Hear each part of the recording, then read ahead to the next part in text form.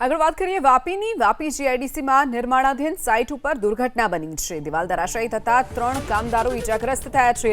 ઈજાગ્રસ્ત કામદારોને સારવાર માટે હોસ્પિટલમાં ખસેડાયા છે।